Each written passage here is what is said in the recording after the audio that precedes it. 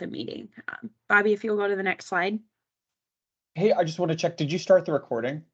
Oh, great comment. I just did it. Okay, it took a second to kick in. I wanted to make sure we didn't like double do it or something. Okay, cool.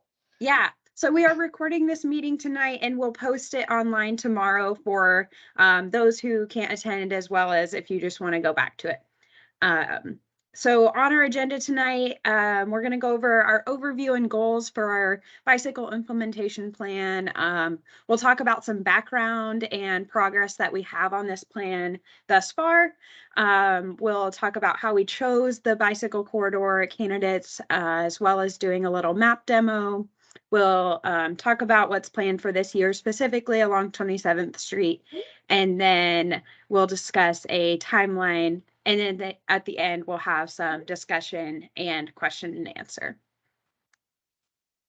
So next slide. Sorry. I'm admitting people and advancing the slides. So bear with us, folks. Awesome. Yeah. As you're entering the meeting and as we're talking, please stay muted unless you're called on to speak at this time.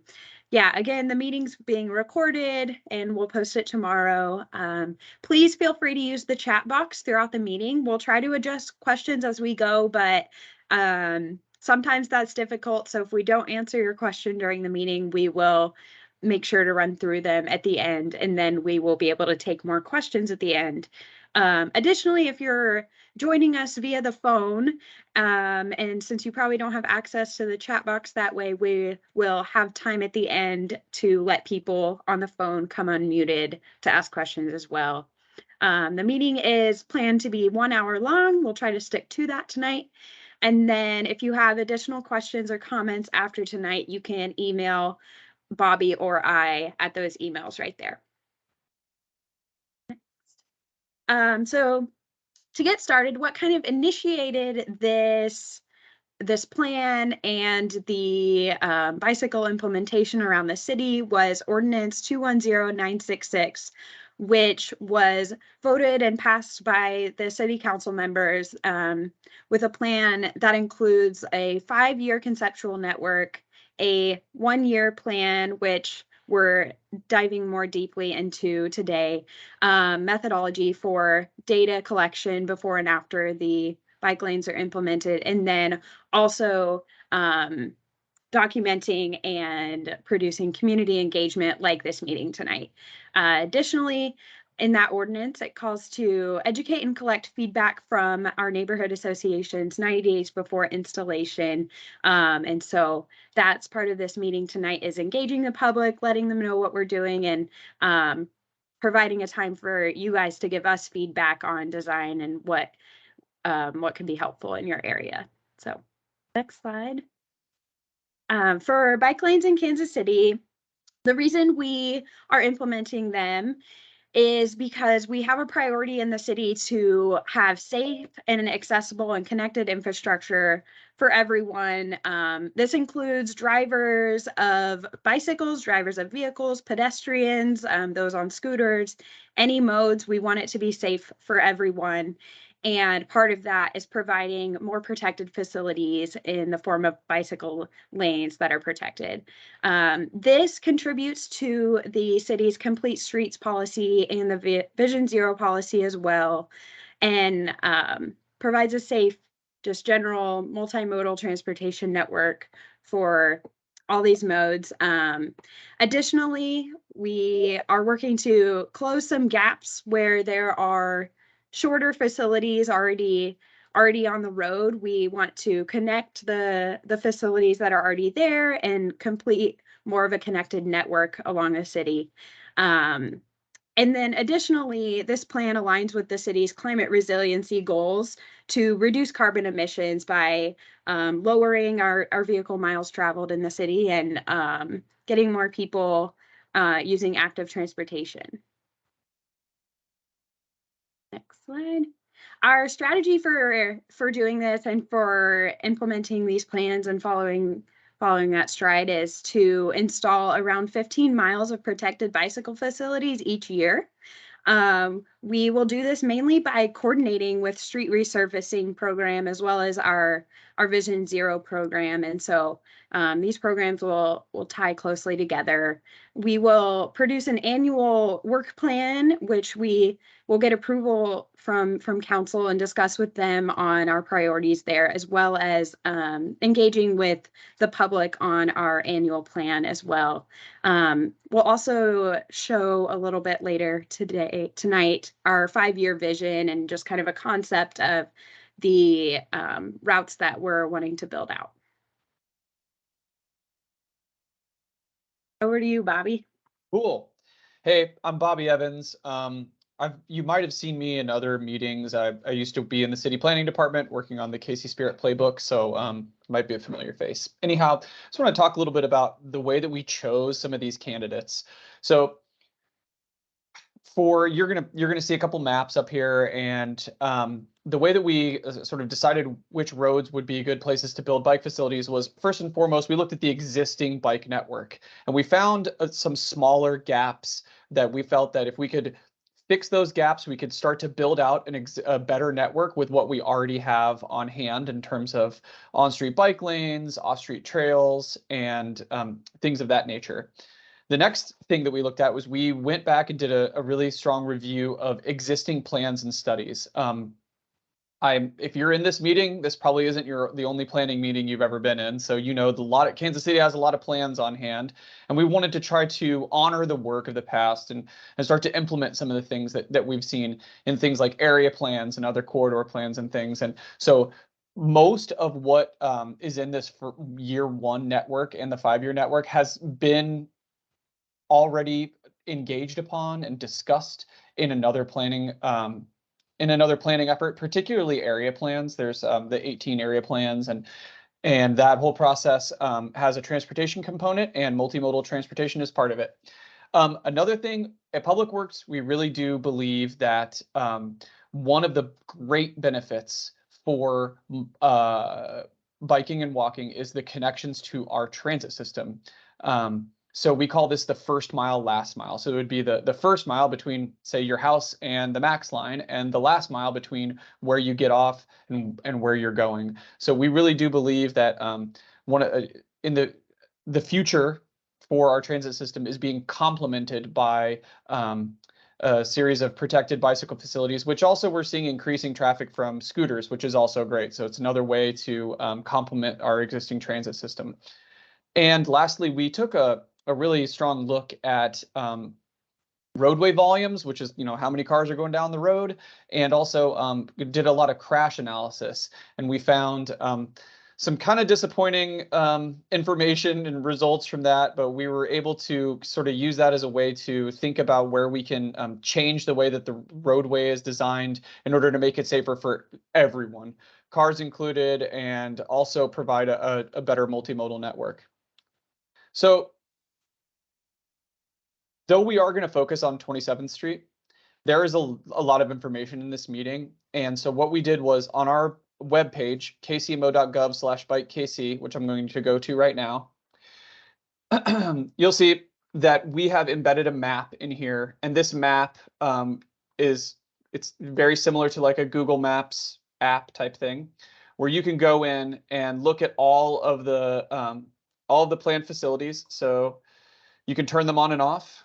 But in this map, the blue are the year 1, the red are the 5-year conceptual plan. It's sort of like a pot of other potential bike corridors that we could build that we'll look at and reevaluate each year.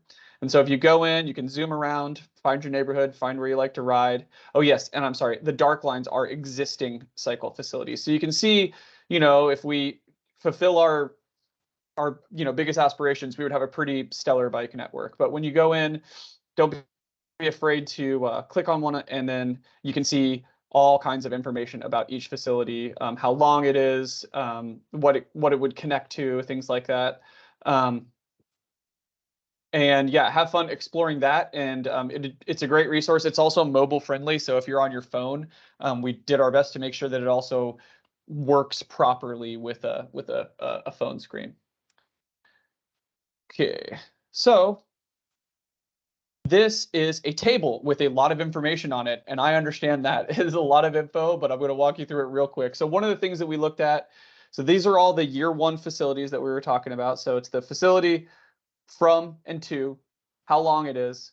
Was it on our road diet network? So that was a series of roads that we identified did not have enough roadway volume to justify the number of lanes, which has been proven time and again to mean that it is a dangerous road. So yes or no. Is it on the high injury network, which is a data analysis where we aligned crash data to corridors to figure out where the most crashes were occurring? And sort of the top line stat from this high injury network analysis was that 50% of the fatal and serious injury crashes in Kansas City happen on 5% of our roadway miles. So we know that we have some particularly dangerous streets, and that's in the high injury network. Then we looked at, was there an area plan recommendation for this facility, yes or no? And then does this connect to an existing facility? Does this connect to a proposed facility? So that's that sort of network connectivity component. We have it all out here in a table. Okay, so there's this year one implementation plan, right? So you can see these little blue lines. Kansas City is a really big city, and because of that, it can be really hard to map because you don't want to lop off the Northland or something because you want to honor the whole city. So it can be a little difficult to map, and we understand this. So these blue lines are the facilities in the year one map. This pink one is 27th Street. I wanted to call it out for you all tonight to make it much more apparent. You can see right here that this one is part of we were really trying to go for some east-west connections in order to serve the myriad transit lines that run throughout here, and also just to provide better multimodal service to East Kansas City and the 3rd District. And so you'll see this is this one right here is Truman Road. This is 22nd/23rd Street, and this is 27th Street. So we'd love it if we could get all three, but we understand there might be a choice between some of them. But this is in our plan, and part of the engagement is deciding if it works for the community. So a little bit of a zoom in. The proposed facility would run from Campbell Street down to Van Brunt. So right now there's currently a protected bike facility on 27th Street from Gillum Road, where the new cycle track has gone in, got completed last year. It connects to Gillum Road and then connects to, ends at Campbell. So this would keep it going all the way down to Van Brunt. Our original goal was to try to get it all the way to Blue Valley Park, but there was just too many constraints east of Van Brunt, and we're going to take a look and see what we can do to make sure the road is as safe as it can possibly be for everybody. But right now, Van Brunt was about as far east as we felt we could go. And so, the thing is that this facility would connect to then Gillum and open up folks to be able to bike very far north and south, down to eventually, if I'll go back, then it just opens up the rest of this network. So then once you're on Gillum, you can go all the way down to downtown. You can go as far south as Brush Creek. And then with the eventual connection to the trolley track trail, you could get all the way down to 85th and Prospect, and then connect to points east. So we felt like this was opening up a lot of opportunities for folks for safe places to be able to travel.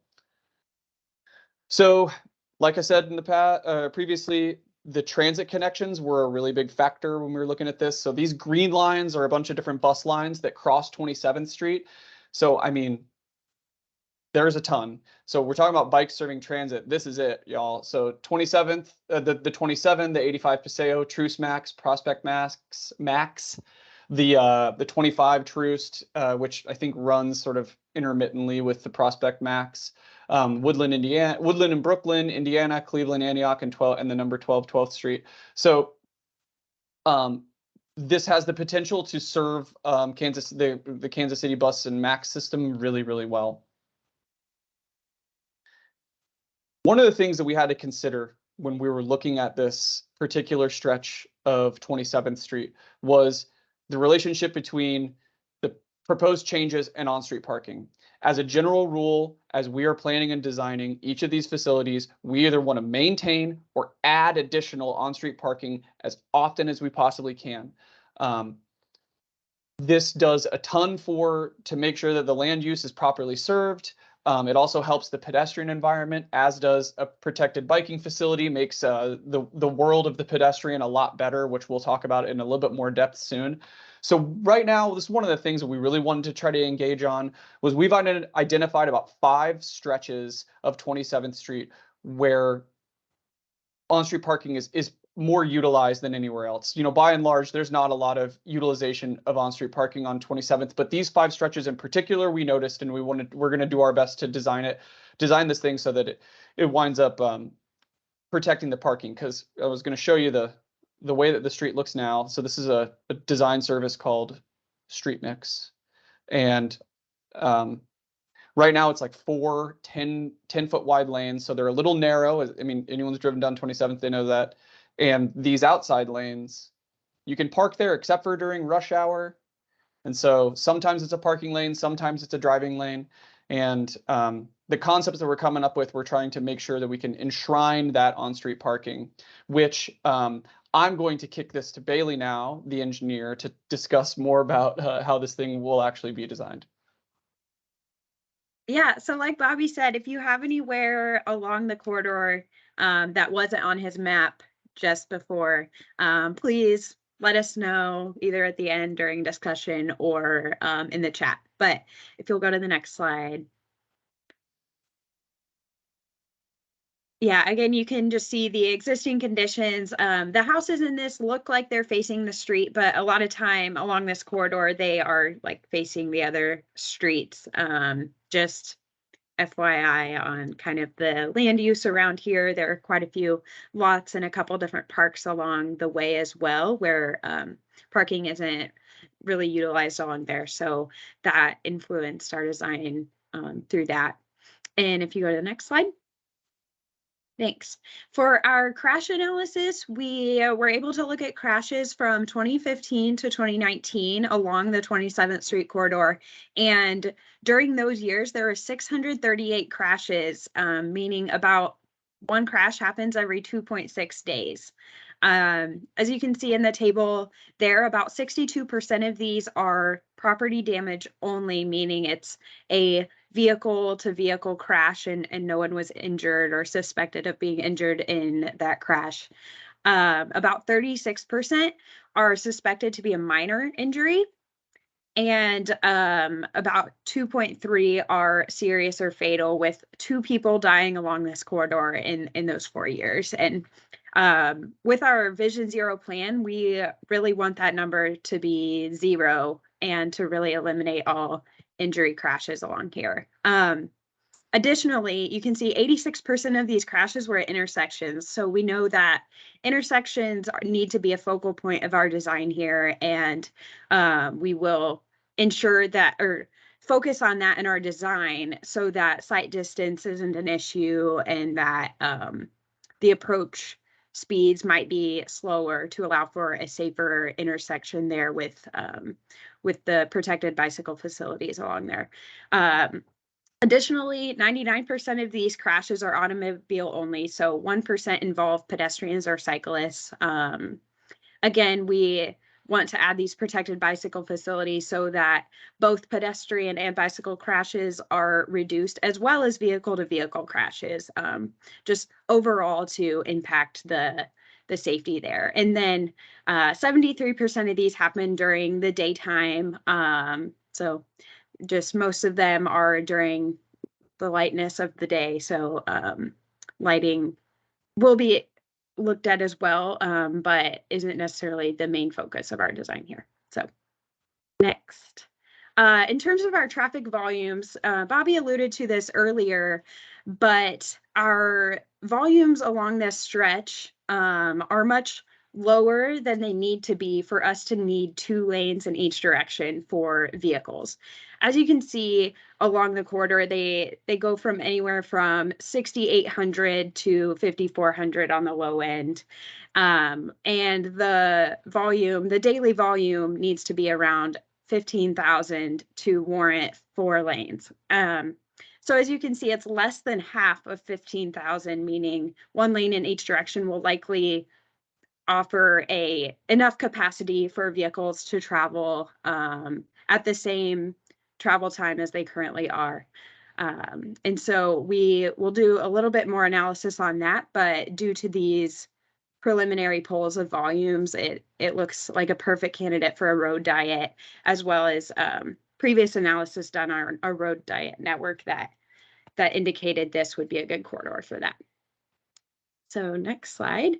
For our proposed sections, we have one section that we're showing you that would include parking. So along the spaces where we are trying to kind of enshrine those parking spaces, it would be 10-foot lanes in each direction, a parking lane along one side of the street, the side that it is utilized on, and then 4-foot bicycle lanes on the outside of the street, as well as a 2-foot buffer there. And you can see there are sidewalks on each side of the street, and those will be more protected by the buffered bicycle facility as well, just offering the sidewalks more space from traveling vehicles as well, which contributes to the safety of the roadway. So next section. For a section with no parking, it would look like 11-foot lanes going in each direction, a 6-foot bicycle facility, and a 3-foot buffer there. So similar, but a little spread out without the parking there. So next slide. Yeah. Okay, so just, I know we ran through a lot. We're just going to talk to you about like the role that community engagement plays in how we're pushing this program forward. So we've had members with city council meetings with city council members. As you all probably received a notification mailer to properties along the corridors. We had last week, I think it was last week or the week before, we had a citywide protected bike lane implementation meeting, and we're doing direct stakeholder outreach. So, you know, this isn't the end, this is still the beginning. We anticipate robust discussions, and we're willing to do presentations for neighborhood associations, and we're keeping this particular presentation available online and keeping the commentary open as we go through with design. So like we said, you know, this thing isn't fully designed out yet, and so we are still factoring in as much yeah, thank you, Rodney. We're factoring in as much community engagement as possible, because no one knows the corridor better than the people who live on it, near it, drive on it. So it's definitely something that we're very eager to factor into our designs. We'll talk a little bit about timeline and next steps, and then we're going to open her up for questions. Okay, so oh yes, so we are this week presenting the plan to council in the Transportation Infrastructure and Operations subcommittee. So and then it will go up to, it'll be debated, discussed, eventually passed through TINO, which is the name for that subcommittee, and then passed to the larger city council where it will be voted on. That is also another opportunity for you to register your thoughts and feelings and ideas associated with this plan. You can reach out to your city council person as well. Feel free to do that. That's always a great way to let yourself be heard, or testify in front of council as well. But like I, you know, Bailey and I are very open and willing to have discussions and send us emails and phone calls and things to be able to talk about this. So we're at the very end slide, which is the questions, but we fully anticipate bopping around the presentation to discuss various aspects. So I'm going to just jump in the chat real quick and try to speed read some of this stuff to see if I could pick up any particular themes. I can take one, Bobby, while you're reading a few. Rodney, I see that you posted that we should plan on a large engagement component as some cyclists ignore the law.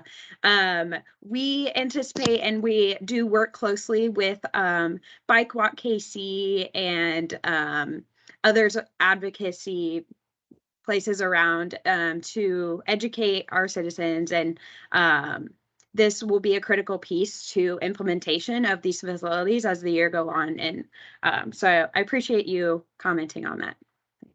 Oh, and then Mr. Nathan says we don't see much or any street parking between Grove and Paseo on 27th. And so one of the things I noticed was when I go and try to do this analysis, I look for houses without driveways, and the condition of the homes might not be such that it would warrant street parking, but there was a couple of houses without driveways, and I'm just kind of planning for the future, wanted whoever lived there to be able to park their car in front of their house, kind of.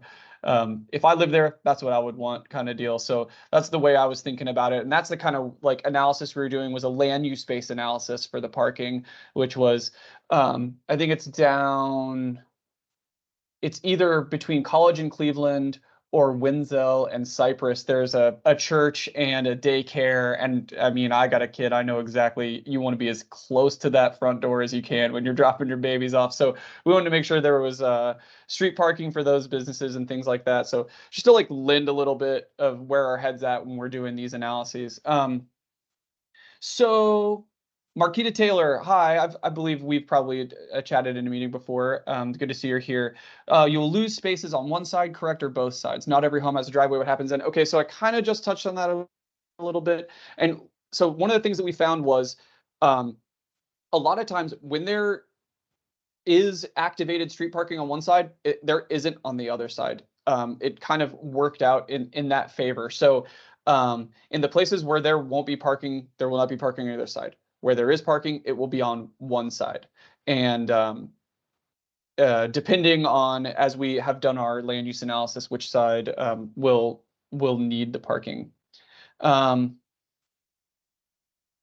Okay. Oh, no, I'm good about this parking stuff because we want to get it right. Okay. Tim, trying to maintain parking toward Paseo, but not up towards Troost. On-street parking at multifamily units around Tracy. Parking in Beacon Hill communities is already a problem, needs to remain. Okay.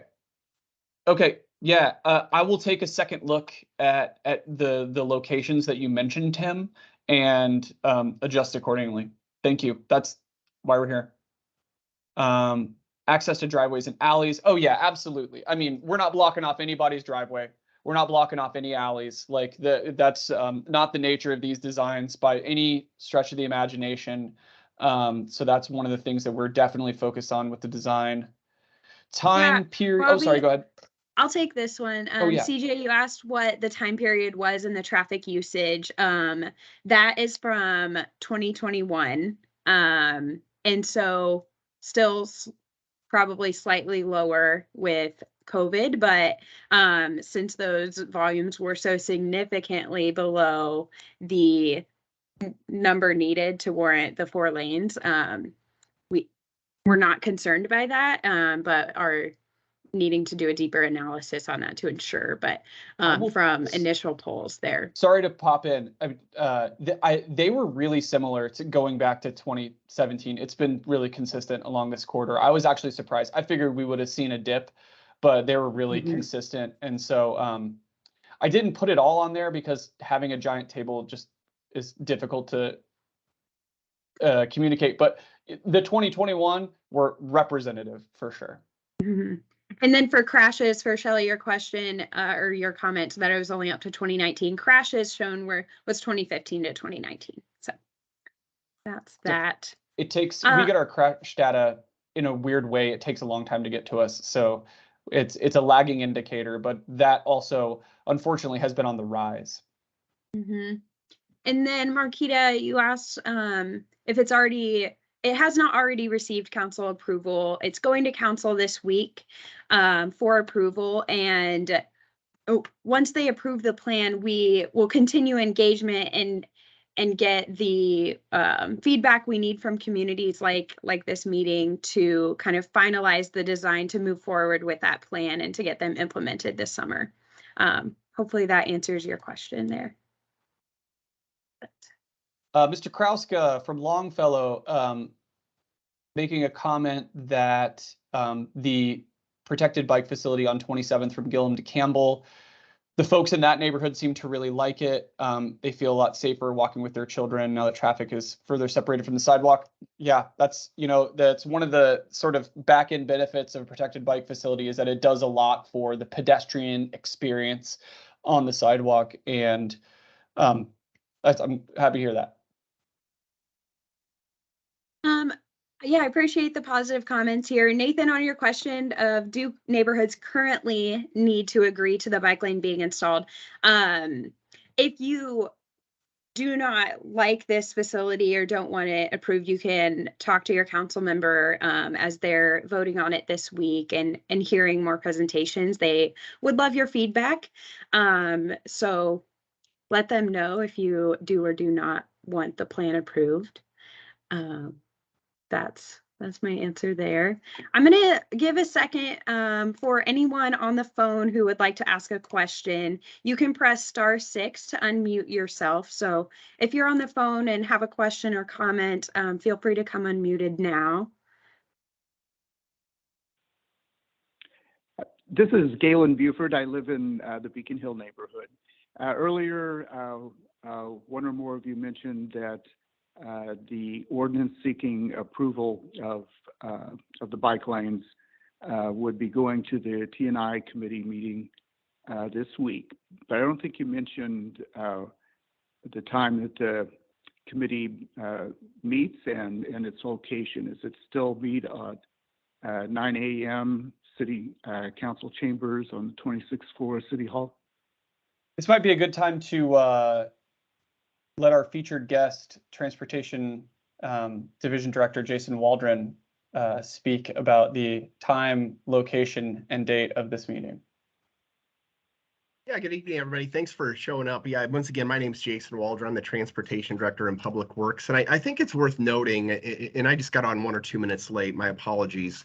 Just worth noting that, you know, we are trying to develop that plan that does build out that comprehensive network and does connect destinations and neighborhoods and people. Because let's face it, not everybody drives a car.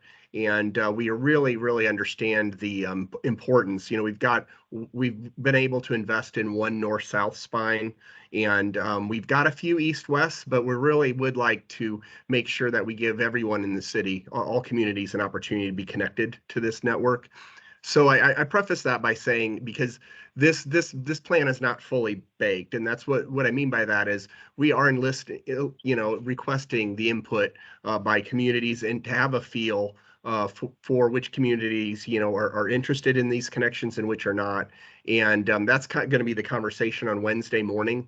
Wednesday morning at, I believe it's at, I always have to double check, and I present almost every week, 9 or 9:30. I'll have to look that up when I get offline here, but yeah, this Wednesday at 9 or 9:30, and it's not just about 27th Street. It's about the holistic, the larger network that we'd like to install in year one, and frankly, it may not even be this entire route that we described all the way to Van Brunt. It could also be a modified and adjusted route as well, depending on the input that we receive from you all, and hearing from you tonight is a really important part of that conversation. And Jason, this is Galen again. The meeting will be on the 26th floor of City Hall, right? Yeah, that's correct. And it's at 9. I have the agenda right here, right in front of me. So yeah, 9 a.m. Wednesday. It was also mentioned earlier that the council would vote to approve on it this week. Does that mean that Public Works Department is going to request that the consideration of the ordinance be advanced to third reading this Thursday? Or is it I think that would really be dependent on how the meeting goes. Yeah, of course, we would like to, you know, to be ready for the construction season, which is essentially starting now. Right now, correct me if I'm wrong, Bobby and Bailey, I don't think we have an advancement in the actual ordinance at this time. Good question. I hadn't thought about that. I just simply haven't thought about that. Yeah, we currently don't have a plan to advance it past the normal schedule of passing an ordinance. So for those of us who are listening, if we would want to contact a councilperson and share our thoughts, it wouldn't have to be done between now and Wednesday necessarily. It could be done between now and a week from this Thursday. Correct?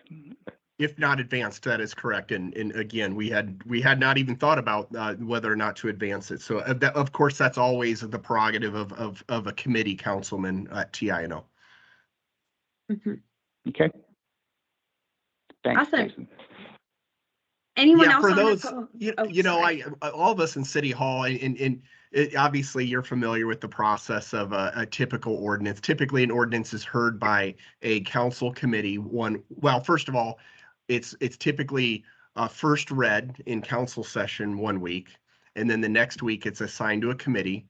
And if it comes out, if it's voted out of approved by that committee, then the following week it goes to full council session for a council vote. So the ordinance, and forgive me if I'm repeating what you all already know, but typically an ordinance takes 3 weeks to be approved, and we are on the second week with Wednesday's committee hearing. Awesome. Thanks, Jason. Anyone else on the phone have any comments or questions? Again, it's *6 if you want to unmute.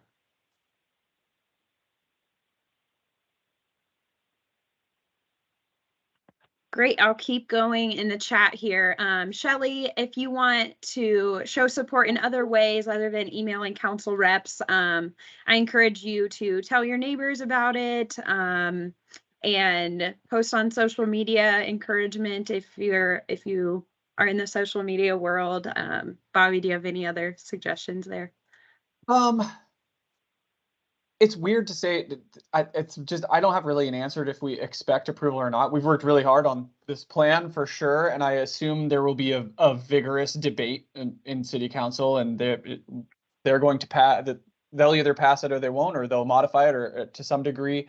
But yeah, share. Definitely contacting your reps. I think that does a lot more than people think sometimes, and share it with people who you think would be interested. So. Yeah, Emily, I see your question on intersections. I can share a couple things that I have in mind there, but it is definitely a case-by-case basis, like what is the approaching road? What does that intersecting street have? But some things that we consider in our intersection design are like, are there bus stops at that location? Does there need to be a pull-off for buses and allowing for the room to do that? Additionally, if there's on-street parking, not allowing people to park at the very edge of the street so that the sight distance there is maintained. Those are some of the immediate things that come to mind. If you think of anything else that you like, or specific intersections that you'd like us to deeply consider, feel free to mention those. And Monica added that the council session is also on Zoom. So if you want to join TINO, you can, I believe, on Zoom. Tim asks if there will be efforts to improve the sidewalks along approved bike paths as they are installed.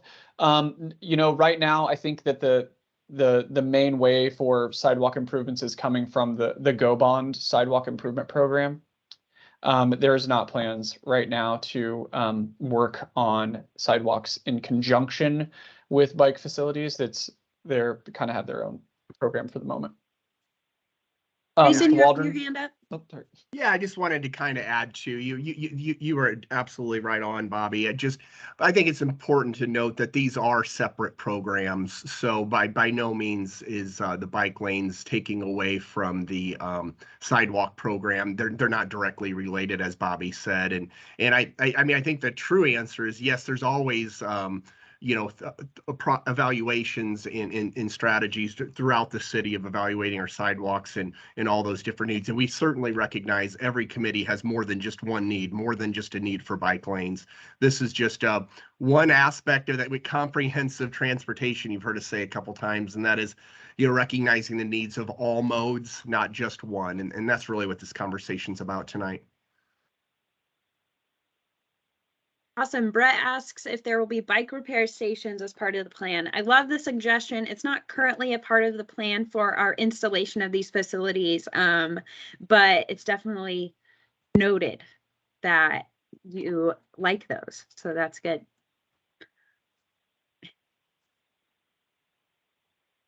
Awesome. Any other questions? Feel free to raise your hand if you'd rather speak your question rather than type it. Or comment. Any discussion is welcome.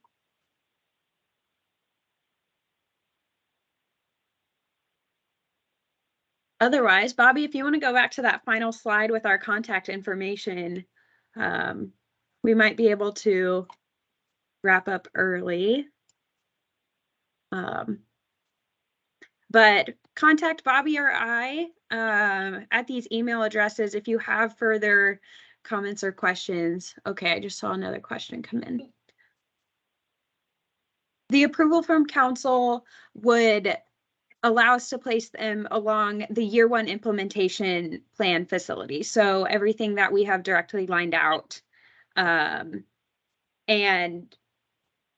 that it's approving the 5-year concept plan, which would then be, I guess, more solidified each year through more engagement with council members as well as the public.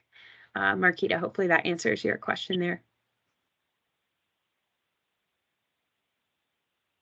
But yeah, keep questions coming if you have them. Bobby and I will stay on for a little bit longer. Otherwise, I appreciate the engagement, the comments, and all of you attending. Yep, thank you. Yeah, we really do appreciate it, y'all. Thank you, This is everyone. Galen again. I Hey, have Galen. one more question, whoever is hanging on. Is the ordinance, if I understood what you guys explained correctly, or explained here over the last 45 minutes, it's approving the conceptual plan, but the funding for building out the bicycle lanes will come in annual chunks of money. Am I picturing it right?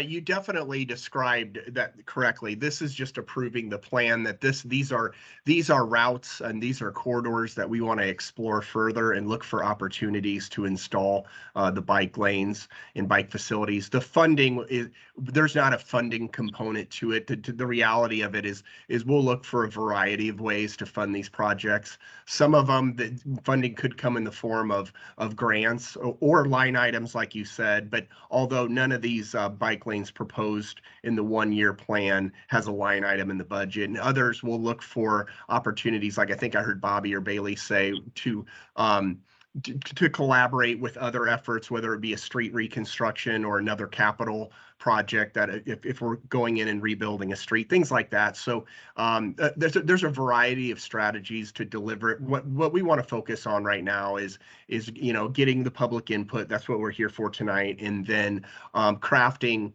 that right-sized 1-year plan. So hey, okay, council, is it okay if we move these particular bike facilities forward? Is really, if I had to describe it, the goal of the current ordinance. Okay, well, I appreciate that. This was a great presentation, guys. You did a very good job. Thank you. Tim has a question about maintenance, and that is something that we're constantly working on.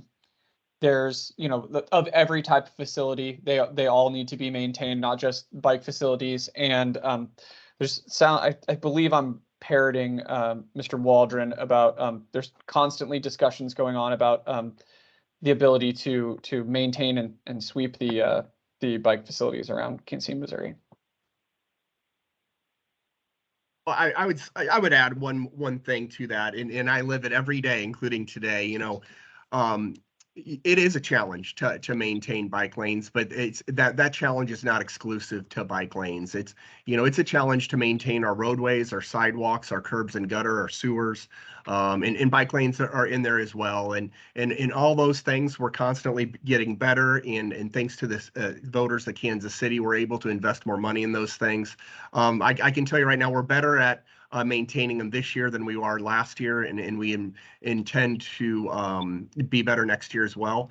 One of the things we are looking to do are what some of our neighbor communities have done, and that is invest in some equipment. We were oh so close to winning a grant to help us get some additional equipment in, and we're going to continue those efforts. And I think we'll be successful in the future to increase our capabilities. But yeah, there's no doubt in public works, that's kind of our life, you know, maintaining our city's assets and infrastructure, and it will always be a challenge, and I think we get better at it every year.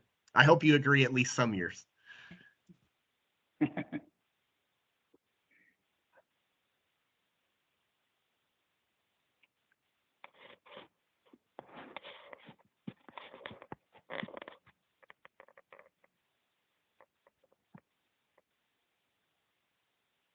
Appreciate you, Michael Kelly. Oh, yes. Okay, Stephen. Plow drivers are trained around the lanes. Yeah. Yes. That's one of the things that we've been working with. I think they found something of a technological solution there to be able to alert the snowplow drivers. Hey. All right. Just be safe out there.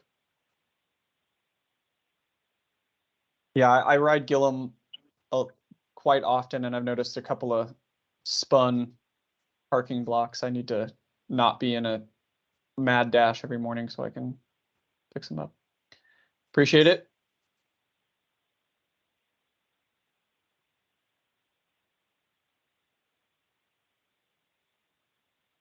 The no ride on red discussion, that's something that we definitely will factor into the design and operations of those intersections.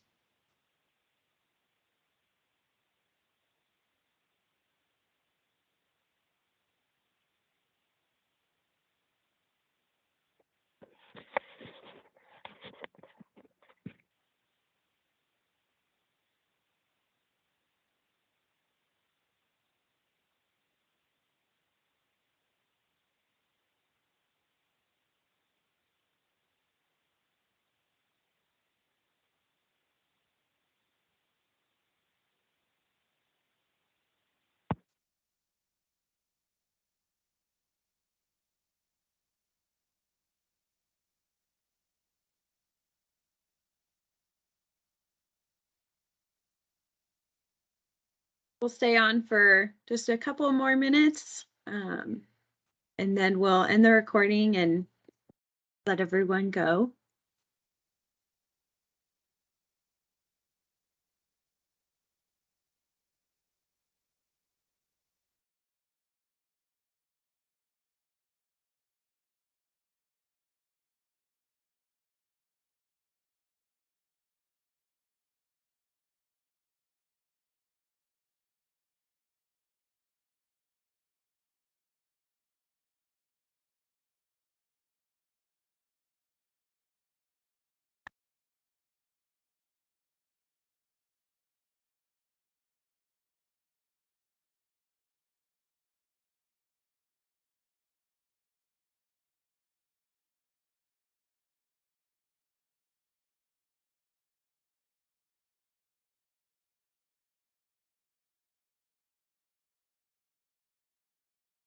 All right, Bobby, if you want to end the recording, I think we can close out. Thank you, everyone.